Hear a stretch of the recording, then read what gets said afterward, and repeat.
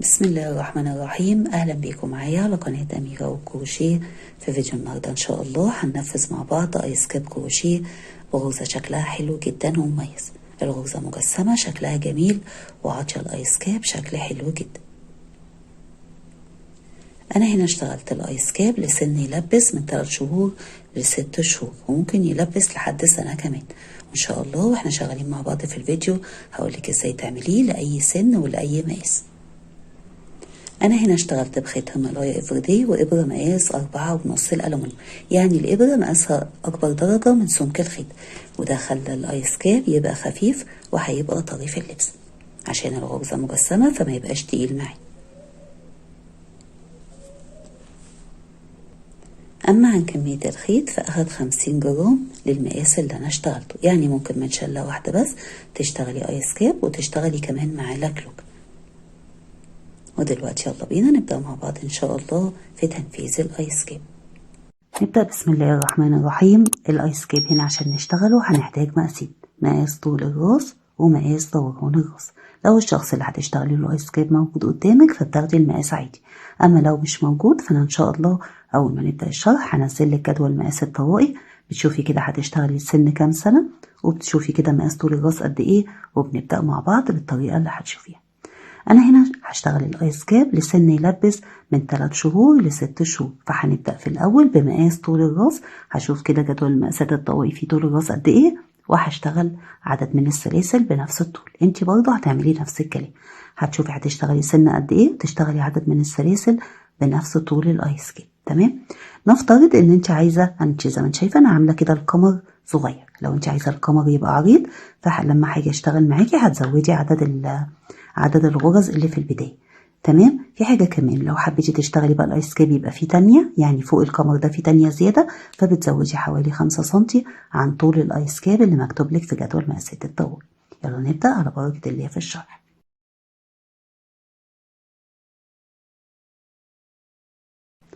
أول حاجة بنعمل عقدة البداية، وبتشتغلي عدد من السلاسل يكون زوجي بمقاس طول الراس اللي طلعلك في جدول مقاسات الطويل.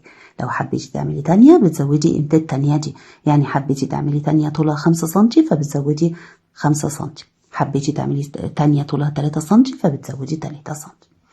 أول حاجة هنشتغل عدد من السلاسل بطول الراس. أنا هنا طلع لي طول الراس من 16 ل17، فأنا اشتغلت ال17 أضمن. تمام، يعني هنا كده أنا اشتغلت 17 سنتي. هنشتغل كده 1 2 3 4 5 6 7 8، وبتكرري كده لحد ما توصلي لمقاس طول الراس اللي طلع لك في جدول مقاسات الطوائي للسن اللي انت عايزاه ويكون العدد زوجي. انا كده اشتغلت 34 سلسلة، وال34 سلسلة طولهم 17 سنتي. تمام، وده طول الايس كاب لسن يلبس من 3 شهور ل6 شهور. انت هتعملي الطول اللي طلعلك في جدول المقاسات، وزي ما قلتلك لو حبيتي تعملي تانية للقمر فهتزودي قيمة التانية دي. بعد ما اشتغلت عدد السلاسل هنشتغل السطر الاول. هنا اشتغلنا عدد السلاسل زوجي، فالسطر الاول هنرتفع سلسلة ودي سلسلة ارتفاع، وهنشتغله كله بغرز الحشو، بس هنشتغل على الطرف اللي في النص للسلسلة. احنا عندنا السلسلة هنا ليها طرف تحت وطرف فوق عامل حرف في، هتدخلي على الطرف اللي في النص، تدخلي كده على الطرف اللي في النص وتسحبي الخيط وتقفلي على اللفتين كده. اشتغلنا اول غرزة حشو. بعد كده بقى هي بتلف معاكي فبتروحي على الطرف اللي في النص للسلسلة اللي بعدها تشتغلي غرزة الحشو. لو حبيتي تشتغلي على الطرف اللي فوق عادي اشتغلي، بس احنا هنا اضمن عشان ما يطلعش معاكي مكشكش. تمام، يعني لما تيجي بقى تقفلي الايس كاب ما يطلعش الجزء ده مكشكش عن الجزء اللي في الاخر، يبقوا الاتنين زي بعض. فهتشتغلي كده على الطرف اللي في النص غرزة حشو، وبتكرري كده على الطرف اللي في النص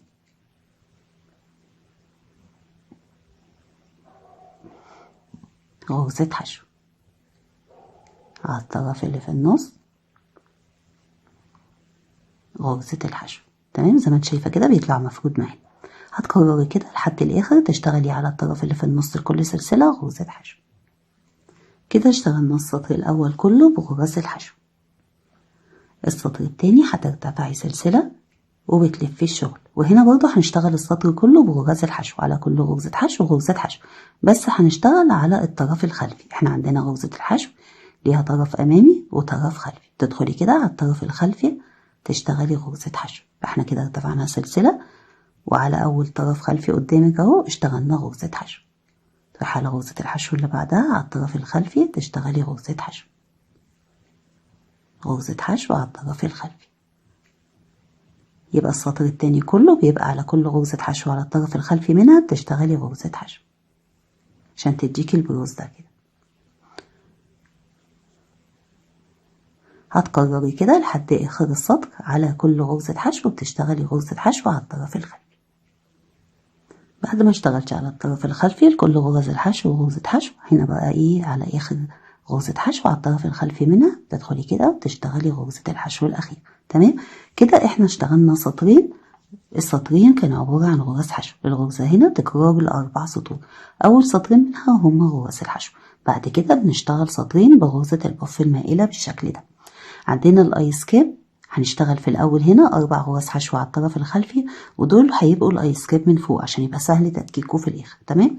أما هنشتغل في الآخر بغرز حشو ودي هتبقى القمر. أنا هنا هشتغل في الآخر 6 غرز حشو هيبقوا القمر. انت لو مزودة وعايزة لمقاس أكبر وعايزة تخلي عندك هنا مثلا 8 أو 10 زي ما انت عايزة، وبرضو لو مزودة ال5 سنتي أو قيمة التانية اللي انت عايزاها، تعملي حسابك ان التانية اللي في الآخر دي بتبقى بغرز الحشو على الطرف الخلفي. تمام. يعني لو انا هشتغل هنا 6 انت بالشرط يبقوا 6، ممكن اكتر لو انت عايزة القمر اعرض، وممكن اكتر لو انت عاملة تانية. السطر الثالث من الغرزة بدايته بنرتفع سلسلة وبنشتغل 4 غرز حشو على ال4 غرز حشو اللي في الأول على الطرف الخلفي. 1 على الطرف الخلفي، 2 على الطرف الخلفي، 3 على الطرف الخلفي، 4. ودول كده اللي هيبقوا في الايس كاب من فوق، ودول بتشتغليهم لأي مقاس. يعني لو هتعملي أطفال أو كبار بيبقوا هما ال4 اللي فوق دول بس عشان ندككوا بيهم من فوق. بعد كده هنبدأ في الغرزة. تمام. وهنسيب في الاخر، انا هبقى عندي في الاخر 6 غرز حشو هاجي اشتغل عليهم. انت عايزه بقى تسيبي كام غرزه حشو هتحطي علامه كده على عدد غرز الحشو اللي هيبقوا عندك القمر. تمام. عشان لما تشتغلي تقفي عنده. فدلوقتي هنشتغل في الغرزه. الغرزه بدايتها ان انت بتسيبي غرزه حشو، وعلى غرزه الحشو اللي بعدها بتنزلي تحت الطرفين. تمام. تسحبي اللفه وتقفلي عليها كده. اشتغلنا غرزه حشو، سيبنا غرزه واشتغلنا غرزه الحشو على ايه تحت الطرفين بتوع غرزة الحشو التانية. تاخدي لفة عليها، تدخلي على غرزة الحشو اللي سبتيها تحت الطرفين برضه، تسحبي اللفة وتسيبيها على الإبرة. تاخدي لفة على الإبرة وتدخلي تاني في نفس المكان، تسحبي اللفة وتسيبيها على الإبرة. هتاخدي في الأول اللفات بتاعت الأعمدة اللي احنا سحبنا لفتين، احنا سحبنا كده لفات عمودين. بعد كده هيتفضل عندك لفتين بتاخديهم مع بعض. دي كده الغرزة. الغرزة عبارة عن ان انت بتسيبي غرزة وتروحي على غرزة الحشو اللي بعدها تحت الطرفين، تسحبي اللفة وتقفلي عليها كده. اشتغلنا غرزة حشو. بعد كده بنشتغل الغرزة بتاخدي لفة على الإبرة وتدخلي جوه غرزة الحشو اللي سبتيها، تسحبي اللفة كده عندك لفتين، تاخدي لفة وتدخلي تاني تسحبي اللفة كده عندك 4. الأول بتاخدي ال4 لفات مع بعض، بعد كده بتاخدي اللفتين. نعيد تاني ونسيب غرزة حشو ونروح على غرزة الحشو اللي بعدها. هنا بقى في السطر ده بيبقى تحت الطرفين. تمام. في الأول بس اللي هو على الطرف الخلفي وفي الآخر. بعد كده بتاخدي بعد غرزة الحشو وترجعي تاني تدخلي جوه غرزة الحشو اللي سبتيها وتسحبي اللفة، عندنا لفتين، تدخلي تاني وتسحبي اللفة، عندنا 4 لفات، بتسحبي ال4 لفات مع بعض كده في الأول وبعدين اللفتين. انا هعيدها معاكي مره وانت هتعيدي لحد ما توصلي ان انت تبقي عامله سايبه كده قيمه كام غرزه حشو. انا هبقى سايبه 6، انت هتبقي سايبه عدد غرز الحشو اللي انت عايزاه. يبقى احنا هنا الغرزه عباره ان احنا بنشتغلها على غرزتين حشو، بنسيب الاولى وبننزل تحت الطرفين بتوع التانية نشتغل غرزه حشو، ناخد لفه على الابره وندخل على الاولى، نسحب اللف ونسيب اللفتين على الابره، ناخد لفه على الابره وندخل تاني على الاولى ونسحب اللفة. بيبقى عندنا 4 لفات، بناخد ال4 لفات بسحبة واحدة وبعدين بناخد اللفتين. تمام. هو ده كده، وزي ما انت شايفة بيدي شكل الحلو ده. هتكرري كده لحد الآخر وانا هنا في الاخر هبقى سايبة 6 غرز حشو. 1 2 3 4 5 6، يعني هشتغل كده بيبقى فيه 6 غرز حشو. انت بقى هتحددي كده وتحطي العلامة على ان انت بعدها هيبقى عندك عدد غرز الحشو اللي انت عايزاه، وده هيبقى القمر، سواء عرضتي القمر او سواء زودتي قيمة التانية. تمام، هتكرري كده ونرجع نكمل. انا كده اشتغلت لحد ما وصلت ان انا سايبه اخر 6 غرز حشو. يبقى احنا عندنا في الاول 4 غرز حشو دول لاي مقاس. تمام، اما اللي في الاخر انا عندي 6، انت عندك زي ما انت عايزه القمر او زي ما انت عايزه تزودي التاني. هنبدا نشتغل على الطرف الخلفي برضه، ده هيبقى القمر معانا. هتدخلي كده على الطرف الخلفي تشتغلي غرزه حشو لاول غرزه حشو تقابلك، يعني احنا كده اشتغلنا على غرزتين الحشو، تدخل على اللي بعدهم على طول. هتشتغلي كده 1 على الطرف الخلفي، 2 على الطرف الخلفي، 3 4 5 6. يبقى ال4 دول ثابتين، اما ال6 دول اختياري ليكي حسب ما انتي شغاله. ده كده كان السطر الثالث من الغرزه. السطر الرابع من الغرزه بدايته بترتفعي سلسله، وهتشتغلي على غرز الحشو اللي عندك على الطرف الخلفي برضه عشان ده القمر معانا. دايما في اول كل سطر هنشتغل على الطرف الخلفي.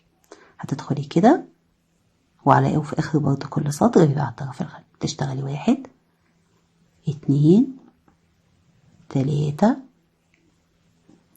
4 5 6 او عدد غرز الحشو اللي انت اشتغلتيها. ده كده قمر.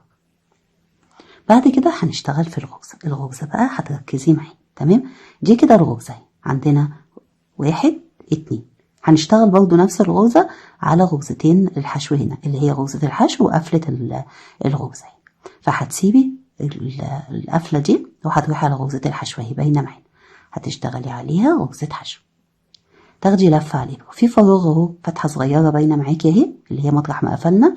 هتدخلي كده تشتغلي نفس الكلام، تسحبي اللفة فبيبقى عندك لفتين على الإبرة، تاخدي لفة على الإبرة وتدخلي تاني في نفس الفراغ الصغير ده، تسحبي اللفة وتسيبيها على الإبرة، وبعدين بتاخدي ال4 لفات وبعدين اللفتين، فبتبقى عندك في الظهر بالشكل ده. هنعيدها تاني. عندنا هنا 1 2. هتدخلي كده على التاني على الغرزة التانية، تسحبي اللفة وتقفلي عليها بغرزة حشو، تاخدي لفة عليها. هنا عندنا فراغ اهو اللي كنا قفلنا بيه، هتدخلي عليه كده بالشكل ده. ده كده بيبقى الشكل اهو، الفراغ اهو في ظهر اللفات. تمام، هتدخلي كده وتسحبي الخيط، تسيبيه على الإبرة وتدخلي تاني وتسحبي الخيط، تاخدي ال4 لفات بسحبة واحدة وبعدين اللفتين. عندنا 1 2. هتدخلي في الأول تشتغلي على التانية وبعدين تدخلي على الفراغ اللي هو زي ما انت شايفة ده كده بيبقى الشكل عندك عشان تطلع الغرزة شكلها حلو فوق القفلة. تشتغلي نفس الغرزة 1 2، ناخد ال4 لفات وبعدين ناخد اللفتين، فزي ما انت شايفة كده بتديكي شكل جميل جدا. يبقى احنا كده لما هنكرر هنسيب 1 غرزة وهنروح على الغرزة التانية اللي هي الحشو، نشتغل عليها غرزة حشو ونرجع تاني في الفراغ ده اللي وريتك شكله بيبقى ايه في الظهر عشان تاخدي بالك، وتشتغلي الغرزة زي ما اشتغلناها قبل كده وهتكرريها. هنا بقى اشتغلنا في الأول ال6 غرز حشو، هنا بقى في الآخر هيبقى عندك 4. هتسيبي ال4 غرز حشو وهنيجي نشتغلهم مع بعض، دول ثابتين معانا. انا كده اشتغلت لحد ما وصلت ان انا هشتغل على غرز الحشو زي ما انت شايفه ده كده شكل الغرز. عندنا في الاخر بيبقى فيه 4 غرز حشو. هتشتغلي كده على الطرف الخلفي غرزة حشو، على اللي بعدها كده 2، على اللي بعدها 3، وعلى اللي بعدها كده 4. هما دول ال4 سطور اللي بيتكرروا معانا، سطرين حشو وسطرين الغرزة. تمام، وبنشتغل السطور الحشو على الطرف الخلفي والغرزة تحت اللفتين زي ما انت شفتي كده في اول سطر وفي تاني سطر بالطريقة اللي اشتغلنا. فانت دلوقتي هتكرري كده، انا هوريكي برضو لما تكرر الغرزة هتبقى شكلها ايه. اول حاجة هتشتغلي ارتفاع سلسلة، ده كده السطر الاول من التكرار. بعد كده بتشتغلي على الطرف الخلفي لل4 غرز حشو، 1 2 3 4، وتروحي بقى على الغرز اللي بعدها تشتغلي على الطرف الخلفي منها. تمام كده اشتغلنا السطرين اللي بغرزة الباف المائل. هنشتغل كده على الطرف الخلفي، هتكمليهم كده لحد ما يبقى عندك عدد غرز الحشو اللي كانوا في أول سطر على الطرف الخلفي. يبقى غرز الحشو بنشتغلها على الطرف الخلفي. هتشتغلي كده على الطرف الخلفي لكل غرزة غرزة حشو لحد ما توصلي لحد آخر غرزة حشو هتشتغلي على الطرف الخلفي منها. بعد ما اشتغلتي على الطرف الخلفي لكل غرزة غرزة حشو كده وصلنا لآخر غرزة حشو. تاخدي بالك كده عشان دي بتبقى مترية تشتغلي عليها على الطرف الخلفي غرزة حشو.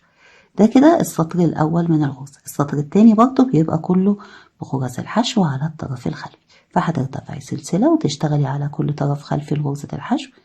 تشتغلي كل غرزة حشو تحت تشتغلي على الطرف الخلفي منها غرزة حشو. فبيبقى عاشقي كده البروز ده. هتشتغلي كده لآخر غرزة حشو وتاخدي بالك من آخر غرزة حشو عندك بتنزلي تحت الطرفين. كده اشتغلنا السطر التاني برضو كله عبارة عن غرز حشو على الطرف الخلفي. دول كده أول سطرين في الغرزة. تاني سطرين اللي هما بيبقوا بالغرزة المائلة. فبترتفعي سلسلة وبتشتغلي في الأول 4 غرز حشو وبعد كده بتشتغلي السطر اللي هو بالغرزة المائلة وفي الآخر بتشتغلي عدد غرز الحشو اللي عندك. لما بتيجي تبدأي السطر التاني من الغرزة اللي هو السطر الرابع اللي هو تاني سطر في الغرزة البف المائلة بتشتغلي في الأول عدد غرز الحشو على الطرف الخلفي وبعد كده بتشتغلي السطر التاني من الغرزة زي ما اشتغلنا. فكده يبقى تكرار الغرزة عندك عبارة عن 4 سطور. 1 2 3 4. أنا هشتغل السطرين دول عشان أوريكي برضه هيبقى الشكل. أنا كده اشتغلت سطرين الغرزة اللي هي البف المائلة عشان تبقى باينة معاكي. زي ما انت شايفة كده احنا الغرزة اتكررت معانا مرتين. 1 2 3 4 أول 4 سطور. 1 2 3 4 تاني 4 سطور. وهم دول ال4 سطور اللي بيفضلوا يتكرروا معاكي سطرين حشو وسطرين بغرزة البف المائلة. احنا في الأول احتاجنا مقاسين زي ما قلنا مقاس طول الراس وده اللي عملناه في الأول. بعد كده هتحتاجي مقاس دوران الراس. تمام. فهتشوفي كده في جدول مقاسات الطوائي مقاس دوران الراس للسن اللي انت عايزاه كام سنتي وهتطرحي منه قيمة 5 سنتي أو 6 سنتي عشان الغرزة هنا بتمط معانا. تمام. فهتشوفي كده في الجدول المقاسات مقاس دوران الراس كام سنتي. فأنا هنا طلعلي 43 سنتي لسن من 3 شهور ل6 شهور. طرحت منه 6 فاشتغلت هنا مقاس دوران الراس بمقاس كام 37 سنتي. فضلت اكرر في ال4 سطور لحد ما قست كده. ولما بتقيسي من الجزء ده عشان الجزء ده كده كشكش معانا. تمام. هتقيسي كده في الطول ده كده تقيسيه لما يوصل معاكي لمقاس دوران الراس ناقص 6 سنتي. هنيجي بقى نقفل الايس كاب مع بعض. هتكرري كده في ال4 سطور ونيجي نكمل. انا كده كررت ال4 سطور لحد ما وصلت لمقاس دوران الراس ناقص 6 سنتي. انتي بعد ما بتوصلي لمقاس دوران الراس ناقص 6 سنتي واخر سطرين عندك بيبقوا اللي بغرزة البف المائلة هنبتدي نقفل. اول حاجة بتخلي الجزء اللي هو بارز عندنا احنا عندنا الوش فيه الغرزة بارزة كده اما الظهر الغرزة بتبقى داخلة لجوه. فهتخلي كده للبارزة قدامك. تمام. وهنبتدي نقفل. هتظبطي الشغل كده بحيث ان انت تخلي الجنب ده قدام الجنب ده ونبتدي نقفل بالشكل اللي هتشوفيه. احنا هنا عندنا طرف امامي وطرف خلفي. هتدخلي كده على الطرف الخلفي للغرزة والغرزة اللي قدامها بالظبط بتدخلي تحت الطرفين زي ما انت شايفة كده تحت الطرفين اللي قدامها بالظبط. تسحبي الخيط وتعدي من على اللفات اللي عليك وبتكرري ده على الطرف الخلفي للغرزة اللي قدامك وتحت الطرفين للغرزة اللي قدامها بالظبط يعني التانية في الناحية في الجنب التاني. تمام.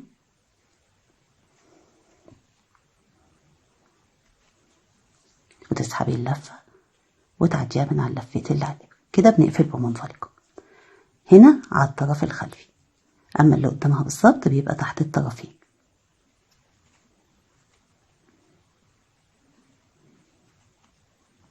تمام. تحت الطرفين كده وبتسحبي اللفة وبتعديها من على اللفة اللي عليك. تحت الطرفين وبتسحبي اللفة وتعديها من على اللفة اللي عليك.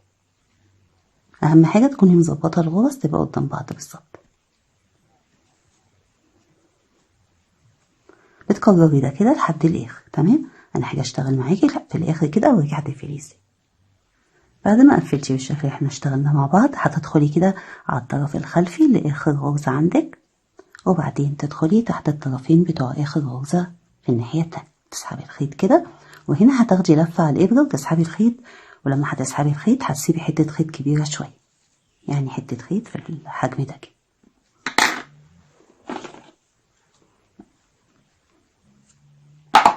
تمام، عشان احنا هنرجع تاني عشان ندكك الجزء اللي فوق ده، فهنرجع تاني بالخيط، فعايزين حتة خيط كبيرة شوية. ده كده الشكل عندنا. تمام، اول حاجه الخيط اللي احنا كنا سايبينه في البدايه ده هتقفليه كويس كده بطريقه حلوه ان هو ما يبقاش باين معاكي في التقفيل. اما الخيط اللي احنا سيبنا منه جزء كبير ده هنمشي بيه لحد الاخر، فهتمشي بيه كده بالطريقه دي، هتعدي كده من تحت الغرز اللي هي هتبقى بارزه معاكي.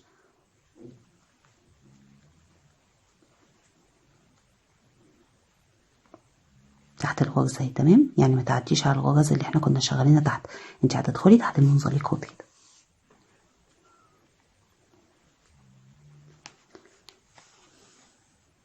هتدخلي كده لحد ما توصلي للاخر. اهم حاجه وانت بتقفلي الخيط ثبتي على الجزء ده كويس. تمام،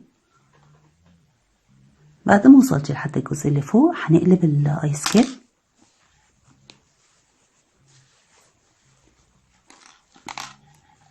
تمام، زي ما انت شايفه كده الجزء اللي بارز عطيله شكل جميل. تمام، وهنبتدي بقى ندكك الجزء ده. احنا هنا هندخل الابره على سطر ونسيب السطر اللي بعده، فهتدخلي الابره بالشكل ده على السطر وتسيبي السطر اللي هو لتحت وتروحي على السطر اللي هو البارز، تنزلي كده تحت الارتفاع. تمام، وتروحي تسيبي سطر وعلى اللي بعده بتدخلي الابره بالشكل اللي انت شايفاه ده، تسيبي سطر وعلى السطر اللي بعده، تسيبي سطر وعلى السطر اللي بعده بالشكل اللي انت شايفاه. تمام، هتكرري بالشكل ده، بتسيبي سطر وبتدخلي بالابره في الظهر كده على السطر اللي بعده لحد ما توصلي لحد الاخر. بعد ما كررتي بنفس الطريقه ووصلتي للاخر، احنا كده زي ما انت شايفه الجزء ده بيتضم معانا. هتشدي بقى الخيط بالشكل ده،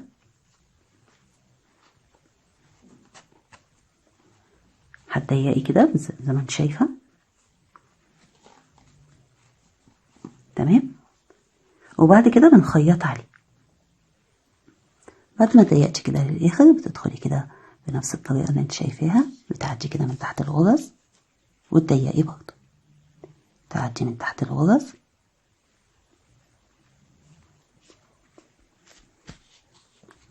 وتضيقي.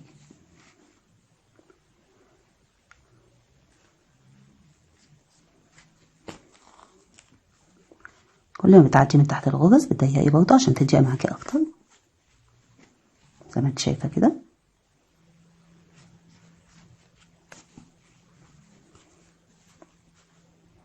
تمام،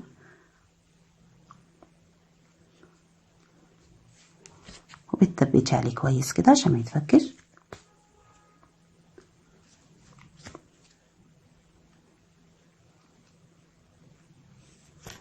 وبعد كده بقى بتثبتي الخيط كويس قوي وبتقصي. ده شكل الايس كاب بعد ما خلص، وزي ما انت شايفه شكل الغرزه حلوه جدا وعطيله منظر جميل ويليق اطفال ويليق للكبار. لو حبيتي تسيبي الايس كاب زي ما هو كده هيبقى شكله جميل، اما لو ركبتي له كوره فرو فهتدي له شكل اجمل، وممكن برضه تركبي له كوره صوف هتدي له شكل حلو ومش هتبقى مكلف. لو حبيتي تعملي له كوره صوف فانا ان شاء الله هنزلك في صندوق الوصف للفيديو ده طريقة عمل ايس كاب، هتلاقي في اخر 6 دقايق منه طريقة عمل الكورة الصوف وتركيبها. هتدوسي على عنوان الفيديو هيطلع لك الفيديو بتاع الايس كاب اللي بقولك عليه، في اخر 6 دقايق منه هتلاقي طريقة العمل. هتركبيها بقى بالشكل اللي هتشوفيه ده وهيبقى شكلها جميل جدا، تدي شكل حلو خاصة للاطفال. انا كده خلصت معاكي فيديو الايس كاب، اتمنى الشرح يكون كان واضح ليكي، وان شاء الله نتقابل في فيديو جديد، ولحد ما نتقابل اسيبكم في رعاية الله، والسلام عليكم ورحمة الله وبركاته.